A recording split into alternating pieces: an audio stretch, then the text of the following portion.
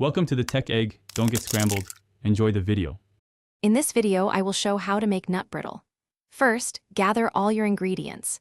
You will need 2 cups of granulated sugar, 1 cup of light corn syrup, and 1/2 cup of water. Also, prepare 1 1/2 cups of your preferred nuts, 2 tablespoons of butter, 1 teaspoon of baking soda, and a pinch of salt. Having everything measured and ready before you start is key to a smooth process. Now let's get cooking. In a large, heavy-bottomed saucepan, combine your 2 cups of sugar, 1 cup of corn syrup, and 1/2 cup of water. Stir this mixture over medium heat until the sugar completely dissolves. Once dissolved, stop stirring and insert a candy thermometer.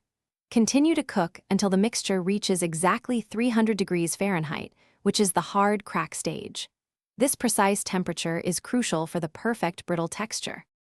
Once your sugar mixture hits 300 degrees Fahrenheit, it's time for the next step. Immediately and carefully stir in your 1 1/2 cups of nuts and 2 tablespoons of butter. Keep stirring constantly over the heat until the mixture reaches 310 degrees Fahrenheit.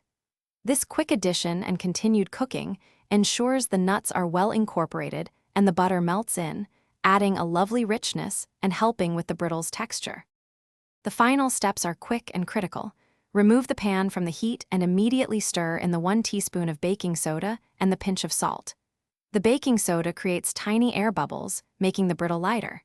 Quickly pour the hot mixture onto a buttered baking sheet and spread it as thinly and evenly as possible. Let it cool completely for at least 30 minutes, then break it into delicious, irregular pieces. Enjoy your homemade nut brittle. Thanks for watching. Consider subscribing if I helped unscramble your problems.